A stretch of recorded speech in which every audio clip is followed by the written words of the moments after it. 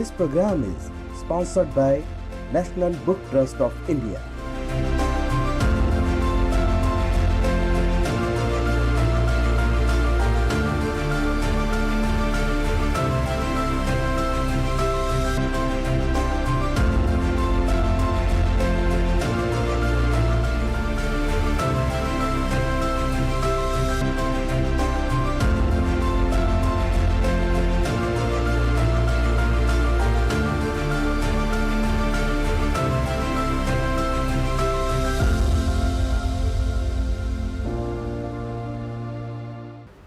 आदाब। किताबें हमारी ज़िंदगी की सबसे अच्छी साथी होती हैं। जहाँ इनकी ज़रूरत हमें महसूस होती है, ये हमारे लिए दस्तयाब होती हैं। हमारे आसपास के माहौल को समझने और सही और गलत के बीच फ़ैसला लेने में हमारी मदद करती हैं। ये हमारे रहनुमा, हमारे उस्ताद, हमारे आइडियल की शक्ल में ज़िंदगी भर हमारा साथ देती हैं। किताबों की अहमियत और बुक रिव्यू पर मबनी डीडी उर्दू की ख़ास पेशकश किताब कायनात के साथ हाजिर हूँ मैं, मोहम्मद नौमान।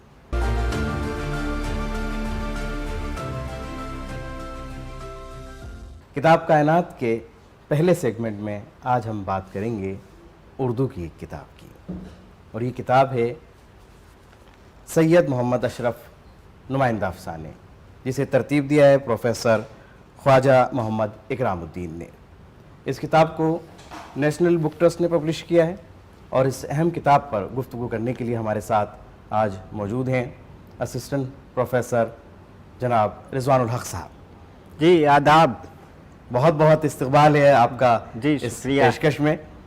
रिजवान साहब, जब सैयद अशरफ साहब के ताल्लुक़ से गुफ्तगू होती है जी। तो ये तो सभी जानते हैं कि एक सूफ़ी खानवादे से उनका ताल्लुक़ है। इब्तिदाई तालीम अलीगढ़ में हुई और अलीगढ़ की अदबी फ़िज़ा उन्हें खूब रास आई। जी बिल्कुल। इस किताब में जो उनके तकरीबन 17 अफसाने हैं, उनके अलग अलग उन्वानात भी हैं, तो मैं सबसे पहले ये चाहूँगा कि सबसे जो हमारे व्यूवर्स हैं वो ये जान सकें कि सैयद मोहम्मद अशरफ साहब का एक तारुफ मुख्तसर सा। जी, सैयद मोहम्मद अशरफ आज हमारे ज़माने के सबसे अहम अफसाना निगार और नावल निगार हैं।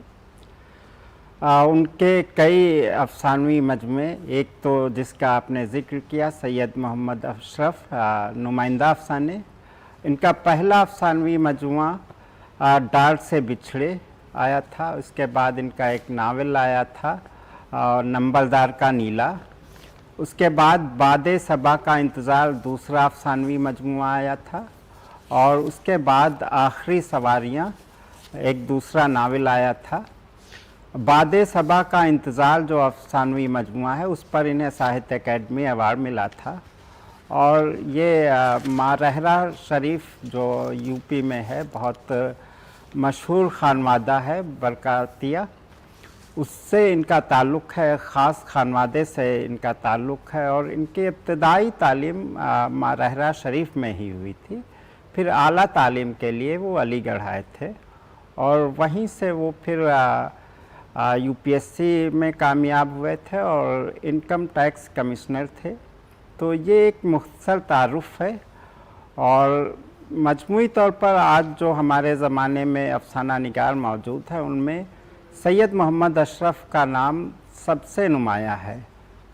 या एक दो और अफसाना निगार उनके बाद में आए हैं, वो भी बहुत अच्छे हैं। अशरफ साहब की वो कौन सी खूबी है जो कारी को अपनी जानिब मुतवज्जो करती है? जी, इनके कई खूबियां हैं। एक तो इनका जो बहुत बड़ा कारनामा है, वो इनका चरिंद परिंद का मुशाहिदा है। और इंसान में जो वो खसलतें हैं, कुछ जो मुश्तरक खसलतें होती हैं चरिंद परिंद में और इंसान में, उसमें जो कशमकश होती है, वो जानवरों को और परिंदों को जिस तरह से एक अलामत और तमसील बनाते हैं और फिर इंसानी कहानी बयान करते हैं। कई दूसरे अफसाना निगार भी हुए हैं, जैसे रफ़ीक हुसैन हैं। तो उनके यहाँ क्या देखा जाता है कि वो जानवर जहाँ आए हैं वो जानवर ही रहते हैं, और जानवर वो बात कर रहे हैं। लेकिन यहाँ पर जानवर और इंसान के जो कशमकश है और नफ्सियाती मुताला इनका वो मुशाहिदा, ख़ास तौर से मुशाहिदा और तजुर्बा के हम बात करेंगे कि जो इनके अफसानों में चरिंद परिंद आए हैं उसका बहुत गहरा मुताला होता है, और फिर इंसानी नफ्सियात को इस समझ, इंसानी तजुर्बे की जो समझ है उसको बयान करना। तो ये तो इनके यहाँ एक तरह से कह सकते हैं कि मौजू हैं। फिर उसको बयान करने का इनका जो अंदाज़ है वो बहुत ही उम्दा है। जिसे इसमें कहते हैं लकड़ बग्गा हंसा। जी। देखा जाए तो लकड़ बग्गे का जो तस्वुर है जी। वो ही अपने आप में खौफ पैदा कर देता है, लेकिन वो बिल्कुल। लिखते हैं लकड़ बग्गा हाँ, हंसा। और ख़ास तौर से अगर बचपन का जिक्र, हम सब की ज़िंदगी लकड़ बग्गा के एक खौफ और हरासमेंट और बहुत तरह के तजुर्बात और कैफियत से गुजरा है। इसमें जब शुरुआत ही अफसाने की जब होती है लकड़ बग्गा, ये एक पूरी सीरीज़ है जो अंग्रेज़ी में बड़ा मशहूर एक ट्रिलॉजी बोलती हैं, तसलीस उर्दू में कहते हैं। तो ये ट्रिलॉजी है, इसमें लकड़ बग्गा हंसा, लकड़ बग्गा रोया और लकड़ बग्गा चुप हो गया। तो लकड़ बग्गा जिस तरह से इसमें है कि वो आता है और हमला करता है, उसके दांत निकल आते हैं, नरखरे पकड़ लेता है, ये सारा जिक्र है इसमें। लेकिन सबसे जो ख़ास इस जो हौलनाक अफसाना बना देता है कि वो उसकी माँ कहती है कि जब वो चलता है लकड़ बग्गे की शिनाख्त बताई तो उसके पैरों से चट चट की आवाज़ आती है। अब ये घर के सारे माहौल में सारे लोग सुन रहे हैं और सबको महसूस होता है कि लकड़ बग्गा सिर्फ बाहर नहीं है, अंदर भी है, घर के अंदर भी है। और अक्सर जो है तकरीबन सभी लोग एक मन्नू भैया को छोड़ के सबके पैरों से वो लकड़ बग्गे की आवाज़ आ रही है। एक इस्तियाराती और एक अलामती निज़ाम है वो पूरा बहुत इसके ही अंदर। खूबसूरती से। और ख़ास बात है इस अफसाने में भी और कई दीगर अफसानों में। एक अफसाने का और इसमें जिक्र करूंगा क्योंकि तक़सीम हिंद बहुत सारे जो राइटर्स हैं उनका मौजू रहा है। आप भी फिक्शन राइटर हैं, आप भी जानते होंगे। अशरफ साहब की जो तहरीरें किस तरह से मुनफरिद है इस मामले में, किस तरह से वो किरदार तरा? तक़सीम हिंद का ख़ास तौर से जो पहला अफसाना है डार से बिछड़े, उसका असर उसमें दिखता है, लेकिन इनके यहाँ बहुत ज़्यादा उसका असर नहीं है। या थोड़ा सा उसमें देख सकते हैं जो इनका दूसरा नावल है आखिरी सवारियाँ, उसमें जो हिजरत का दर्द है वो तक़सीम हिंद का भी है और हिजरत यूँ भी होती है। और वो जो आबी परिंदे होते हैं जो साइबेरिया से आते हैं या दूसरे ठंडे ममालिक से आते हैं और वहाँ अपने वो ज़िंदगी छोड़ के आते हैं, वहाँ कई बार उनके अंडे बच्चे भी होते हैं कि उनको ज़िंदगी करने के लिए मौका मिल जाए, खरारत ज़िंदगी की आ जाए। ऐसे ही इंसान भी है कि जब वो अपना आबाई वतन, गांव, घर छोड़ के कहीं जाता है तो उम्मीद होती है कि बाहर जाएंगे। वो इस्लाम में वो मशहूर जुमला है, हरकत में बरकत है। तो वो एक उस तस्वुर के साथ लोग बाहर जाते हैं, लेकिन बाहर जाके भी बहुत सारे मसाइल होते हैं। जी, आज जिस किताब पर हम गुफ्तगू कर रहे हैं, इसके अफसानों की अगर हम बात करें, इन अफसानों के ज़रिए अशरफ साहब के फ़िक्र-ओ-फ़न को समझने में कितनी मदद मिलती है? तो ये अफसाने जो हैं दोनों मजमूए के हैं, इंतखाब हैं, और एक इस जो मजमूए की बहुत ज़रूरत थी। असल में ये दोनों मजमूए जो अफसानों के हैं अशरफ के 2000 में बादे सबा का इंतज़ार आया था और वो उससे तकरीबन 5-6 साल पहले डार से बिछड़े आया था। उसके बाद से अफसानवी मजमूआ इनका आया नहीं था। 20 सालों में पूरी नई नस्ल आ जाती है, तो नई नस्ल भी तलाश करती है कि कहीं कहीं मिल जाते थे, और वो जो दोनों पब्लिशर थे वो भी तकरीबन बंद हो चुके हैं, वो किताबें मिल नहीं रही थी। तो एनबीटी ने ये बहुत अच्छा काम किया है कि एक नई किताब जो नई नस्ल आ रही, हम लोगों के पास तो अफसाने हैं इनके पूरे पहले से पढ़े हुए हैं, लेकिन ये उनकी बहुत ज़रूरत पूरी कर रही है ये किताब। तो मैं समझता हूँ, और इसमें तकरीबन उनके तमाम नुमाइंदा अफसाने हैं। क्या इस्तिआराती ज़ुबान जिसका वो इस्तेमाल करते हैं व्यूवर्स के, मतलब रीडर्स के लिए आसान है कि वो उसको आसानी से समझ जाएं? हाँ, नहीं आसान तो है, लेकिन बहुत सस्ते नहीं। कई आसान के माने कई तरह के होते हैं। आसान जो सबसे ख़राब चीज़ें होती हैं वो भी आसान ही होती हैं। तो आसान तो है, बहुत मुश्किल नहीं है, लेकिन इतना आसान नहीं है कि हल्केपन में आप इनको पढ़ के चले जाएं, और आपको बहुत गहराई से सोच के पढ़ना पड़ता है, तब ये अफसाने पूरी तरह समझ में आते हैं।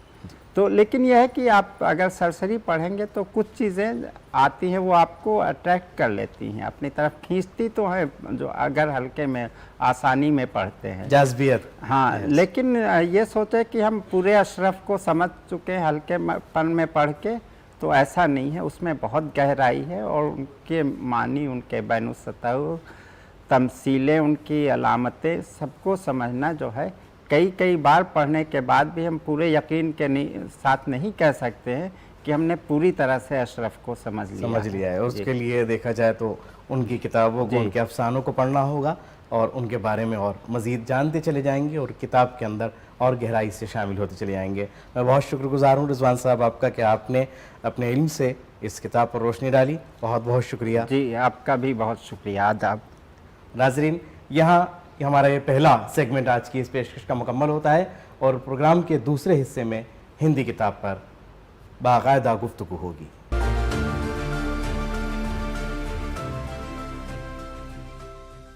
आज की इस पेशकश के दूसरे हिस्से में हम बात करेंगे एक हिंदी किताब की जिसे पब्लिकेशन डिवीज़न ने शाया किया है और इस किताब का टाइटल है मिशन ग्रीन वार। समीर गांगुली का लिखा हुआ एक नॉवलेट है और ये बड़ा ही दिलचस्प इसलिए है कि इसमें एक तरफ तो सस्पेंस है और दूसरी तरफ ये एक साइंस फिक्शन भी है, जिसमें कृषि कॉलेज में पढ़ने वाले बच्चे हैं, उसका एक दोस्त कहीं लापता है, उसको वो लोग ढूंढना चाहते हैं। अचानक उनको फ़ोन आता है, लड़के उसको ढूंढने के लिए जाते हैं और वो कहीं एक ऐसी जगह मिलता है जहाँ कहीं अंदर एक प्रयोगशाला है। उससे आगे क्या कुछ है, इसके ऊपर बात करने के लिए, इसके ऊपर गुफ्तगू करने के लिए हमारे साथ आज मौजूद हैं सहायक आचार्य नीलकंठ कुमार जी। आदाब, नमस्कार। मैं एनसीईआरटी से हूँ जी, भाषा शिक्षा विभाग से हैं और आप बच्चों के ताल्लुक़ से बहुत अच्छी तरह, आप उसके स्टडी मटेरियल के ताल्लुक़ से काफ़ी कुछ जानकारी रखते हैं। इस किताब के संबंध में सबसे पहले मैं जानना चाहूँगा कि क्या ये जब हम इन्वायरमेंट की बात करते हैं, माहौल की बात करते हैं, उससे संबंधित क्या दिशा देती है ये किताब, किस डायरेक्शन में लेकर के जाती है? इस किताब का अगर टाइटल देखें तो बहुत कुछ स्पष्ट तो आपको टाइटल से ही हो जाएगा, मिशन ग्रीन वॉर। इससे पहले हम लोगों ने हरित क्रांति की बात सुनी होगी, श्वेत क्रांति की बात सुनी होगी, लेकिन ये मिशन मोड में काम करने की जो बात है, मिशन ग्रीन वॉर, ये अपने आप में स्पष्ट करता है कि अब वो समय नहीं रहा, समय बहुत आगे बढ़ चुका है, जनसंख्या का लोड पहले के मुकाबले कई गुना बढ़ चुका है, आवश्यकताएं भी बढ़ चुकी हैं और सबसे बड़ी बात है कि दुनिया भर में अनुसंधान के कार्य हो रहे हैं।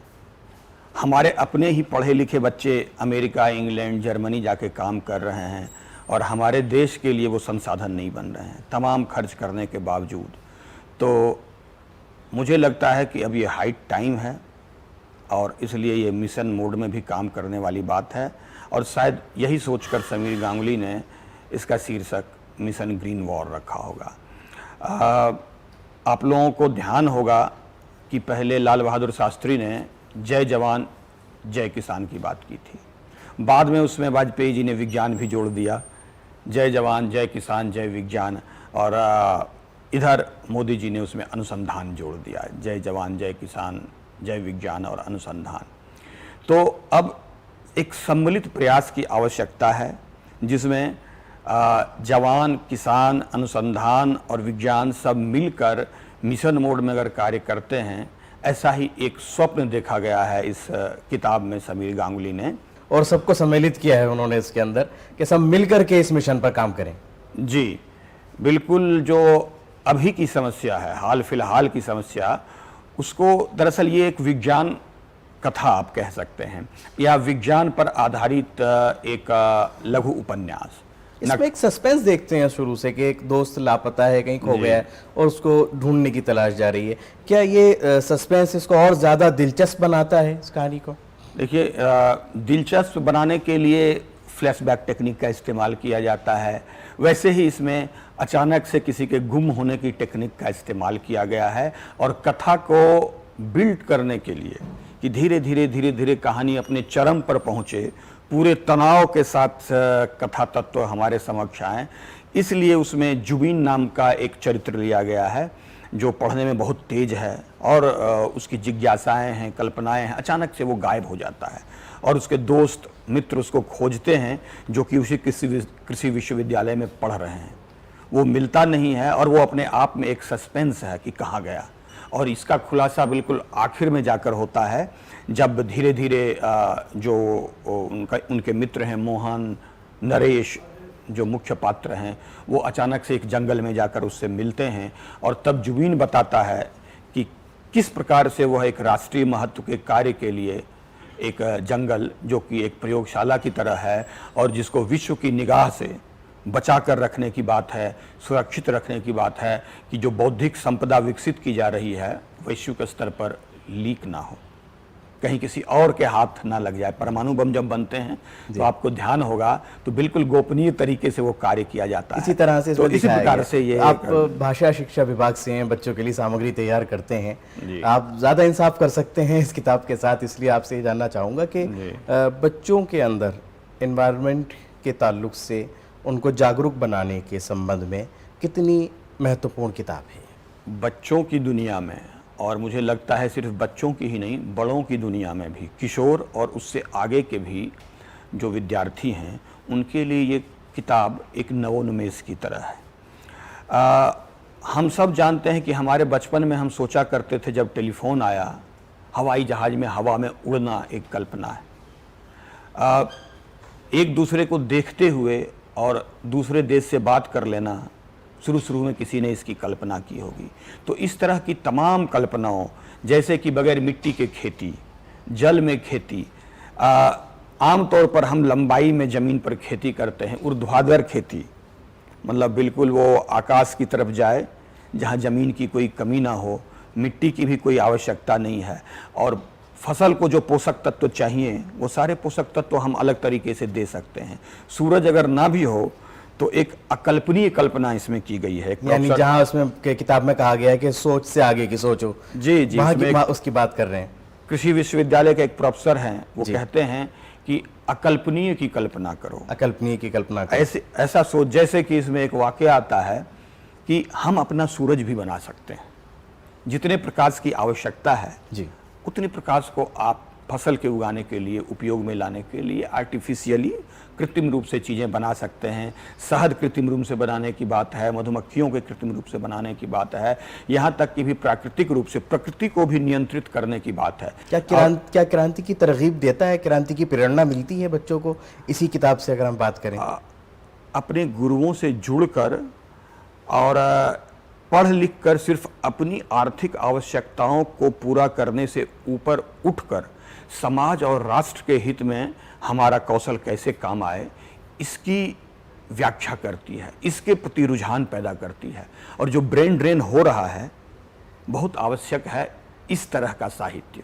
इस तरह के साहित्य अगर हमारे बच्चे पढ़ेंगे तो उनके मन में ये जिज्ञासा पैदा होगी कि पढ़ना लिखना इसका मतलब ये है कि अपने सेब के बगीचे को भी ठीक करो, अपने यहाँ अगल बगल में आने वाली समस्याओं को भी ठीक करो, फसल में जो दिक्कतें हैं उसको भी अनुसंधान के आधार पर ठीक करो, मवेशियों की जो दिक्कतें हैं जिससे आर्थिक स्थिति गांव के लोगों की खराब हो जाती है एक महामारी आने से, उसके लिए भी कुछ विकसित करना।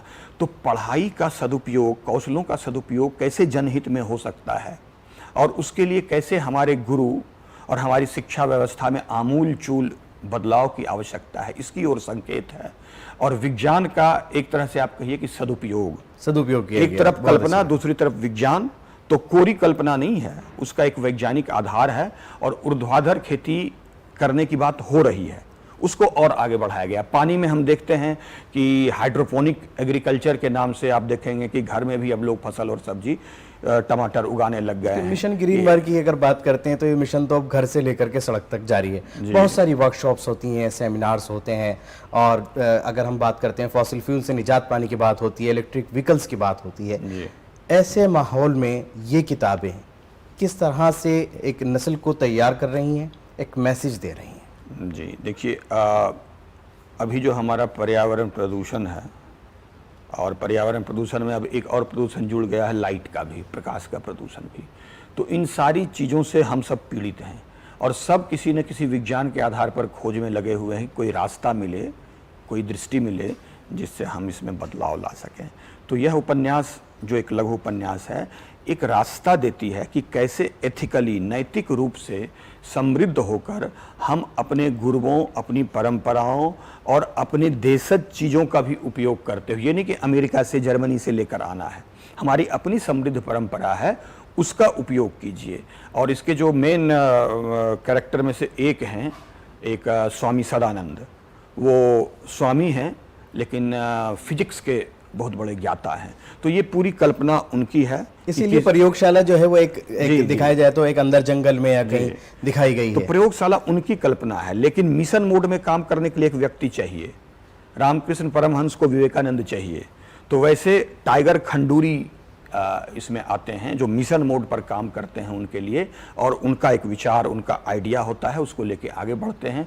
कृषि विश्वविद्यालय को साथ में जोड़कर नए बच्चे, बच्चियों, लोकल समस्याओं, किन किन चीज़ों की आवश्यकता है, वर्ल्ड लेवल पर हम कैसे लीडर बन सकते हैं, कैसे इस अभी आपदा का, जो कि भुखमरी की स्थिति कुछ सालों में पैदा होने की बनती जा रही है, इसका उपयोग करके कैसे हम आत्मनिर्भर भी हो सकते हैं और आत्मनिर्भर से आगे जाकर वर्ल्ड लीडर भी हो सकते हैं। भाषा का ज्ञान रखते हैं, भाषा के ताल्लुक से ही बात करूंगा। इस किताब की भाषा के ऊपर क्या कहना चाहें? इस किताब की भाषा के संदर्भ में 2-3 बातें। एक तो संवाद शैली में ये लिखी गई है, और संवाद का सबसे बड़ा गुण होता है कि आप जिस पात्र का चयन करें उस परिवेश के अनुकूल भाषा हो, छोटे छोटे वाक्य हों। तो इस आधार पर आप देखें तो वाक्य और संवाद छोटे छोटे हैं, भाषा सहज है, और जो बोलचाल की भाषा है उसके बहुत करीब है। इसलिए मैं कहूँगा कि विषय वस्तु के अनुसार और जो वैज्ञानिक विषय उठाया गया है उसके अनुकूल यह एक रचनात्मक, उपयोगी और सहज भाषा है। यानी देखा जाए तो कुल मिलाकर सहज भाषा है, आसान है, बच्चों के लिए बहुत ज़रूरी है। और नीलकंठ जी ने रिकमेंड भी किया कि किस उम्र के बच्चों के लिए, किस क्लास के बच्चों के लिए इसे रिकमेंड किया जा सकता है। और बहुत शुक्रगुजार हूँ नीलकंठ जी का कि आपने प्रकाश डाला, आज आपने इस किताब पर रोशनी डाली। ज़रूर हमारे जो व्यूवर्स हैं उन्होंने फ़ायदा हासिल किया होगा और ये जाना होगा कि इस किताब का क्या महत्व है, कितनी अहमियत है। बहुत बहुत धन्यवाद नीलकंठ जी।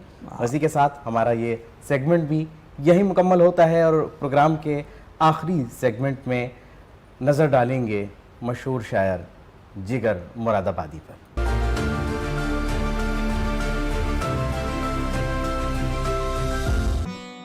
जिगर मुरादाबादी, पैदाइश 6 अप्रैल 1890 मुरादाबाद, वफात 9 सितंबर 1960। ये इश्क नहीं आसान, इतना ही समझ लीजिए, एक आग का दरिया है और डूब के जाना है।